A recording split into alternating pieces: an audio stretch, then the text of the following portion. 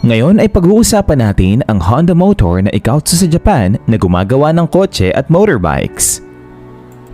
Paano ba siya nagtagumpay sa mga pagsubok sa buhay at ano ang kanyang ginawa upang malampasan ang mga ito?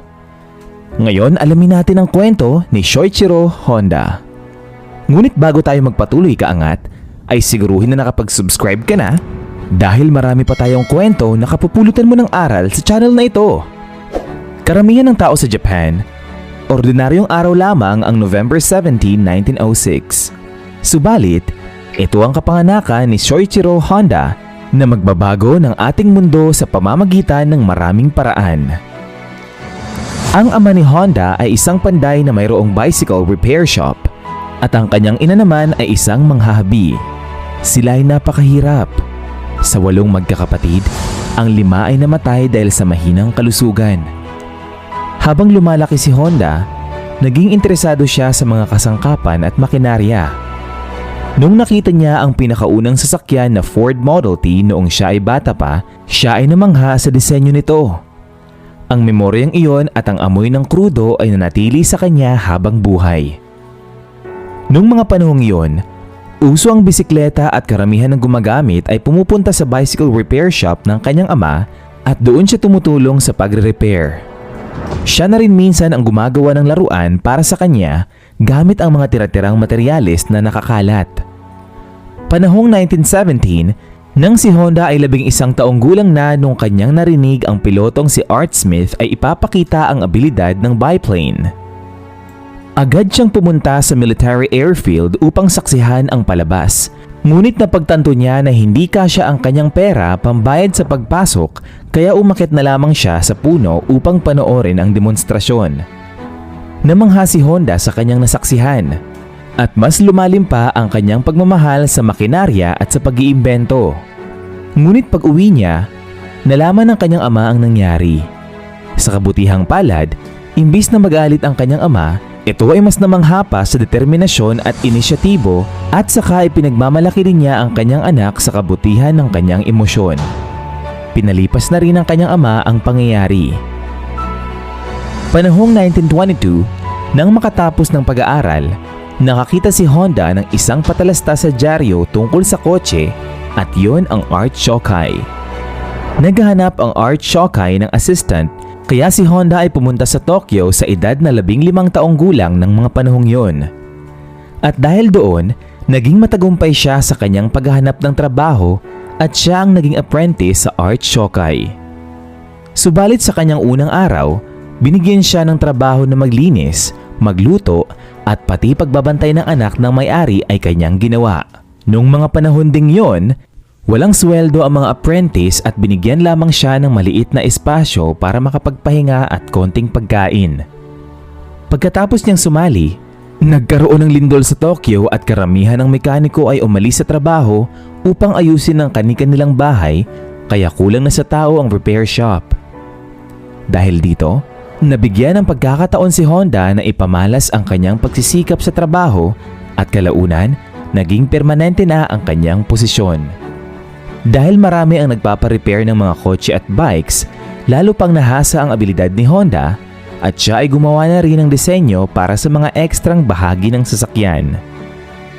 Isa sa mga may-ari ay nagngangalang Yuzo ay naglaan ng panahon para turuan si Honda tungkol sa negosyo sa larangan at sa teknikal na bahagi nito.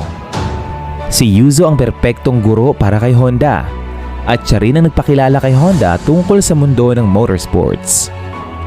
Noong 1923, nagdesisyon si Yuzo na magsimulang gumawa ng sarili niyang race car at nandoon si Honda upang isakatuparan yun. Ang unang disenyo ay nagngangalang Curtis at ito ay nanalo sa 1924 Japanese Motor Car Championship. Panahong 1928, binigyan ng oportunidad si Honda ni Yuzo upang magtayo ng sariling branch ng Art Shokai sa Hamamatsu. Sa edad na 20, napakalaki ng responsibilidad ni Honda sa pagtayo ng sarili niyang repair shop. Sa una, yun ay mabagal, ngunit habang tumatagal, nakabuo na rin siya ng reputasyon. At sa taong 1930s, nakakapag-hire na siya ng full team. Kahit na siya ay matagumpay na, ang repair shop niya ay hindi pa rin tumigil maghangad ng mas malaki pa. Nakakita ng potensyal si Honda sa paggawa kaya nagtanong siya sa Art Shokai kung pwedeng palitan ang kanyang repair shop at gawin itong bagong kumpanya na gagawa lamang ng piston ring. Subalit, hindi siya pinayagan ni Art Shokai. Kaya lumipat siya para makapag-partner kay Tokai Seiki Heavy Industry.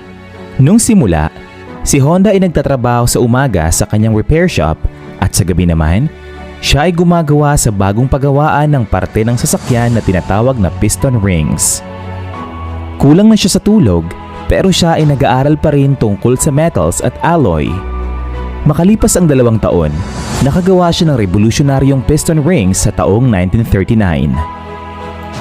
Nakatanggap sila ng order sa Toyota ng mahigit sa 1,000 na piraso ng piston rings pero 3 lang ang pumasa sa kalidad ng Toyota.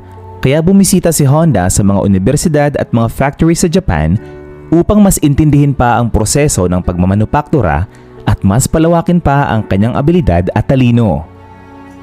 Sa kinalaunan, nakagawa na si Honda ng piston ring na pasado na sa kalidad ng Toyota at nakahanap din siya ng paraan kung paano ito i-mass produce kaya nakakagawa sila ng bultuhan sa murang halaga. Taong 1941, ang Japan ay sumabak sa giyera at karamihan ng kanyang manggagawa ay naging reserba para sa giyera. At dahil dito, humina ang kanyang paggawaan at mahirap din makakuha ng mga materyales. Taong 1944, nasira ang isa sa mga factories ni Honda at makalipas ang 1 taon, tinamaan naman ng lindol ang isa pa niyang factory. Dahil doon, pinagbenta niya lahat ng negosyong pagmamanupaktura sa Toyota. Taong 1946 nang ipinatayo niya ang Honda Technical Research Institute pagkatapos niyang gamitin ang pera na nanggaling sa kanyang piston rings manufacturing services at ang tanging layunin nito ay makahanap ng pinakamaayos na daan upang gawin ang motorbikes. Naging maayos ito gamit ang mga military engines at nung naubos na ang supply ng military engines, gumawa si Honda ng sarili niyang engine upang ipagpatuloy ang produksyon nito, ngunit dahil sa dami ng demand, naubusan na siya ng kapital. Naghanap si Honda ng paraan. Gumawa siya ng sulat para sa 18,000 na may-ari ng bicycle shops at 3,000 doon ay sumagot na sila ay mag-i-invest sa motorbikes ni Honda. Nakipag-partner din siya kay Takio Fujisawa na nagbigay ng karagdagang investment at siya ay magaling ring mag-opera at dumiskarte. Ang kanilang unang motor ay ang D-Type, ngunit ito ay masyadong malaki at mabigat at sinundan ito ng supercab na naging patok sa masa dahil ito ay magaan, maliit at mas ligtas.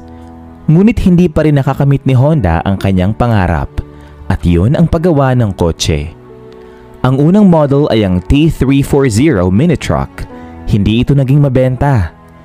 Noong taong 1970s, nagkaroon ng issue sa kapaligiran tungkol sa air quality kaya gumawa si Honda ng engine na tinatawag na Compound Vortex Controlled Combustion Engine.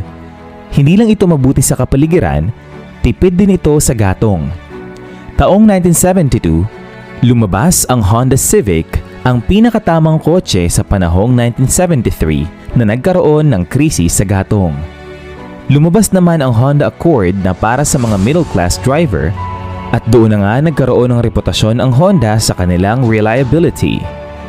Pagkatapos na mapatunayan na maayos ang paglabas ng Honda Accord, lumabas ang Honda Acura na isang luxury car noong taong 1986. Sa katapusan ng 1980s, ang Honda ay naging ikatlo sa pinakamalaking car company sa buong mundo.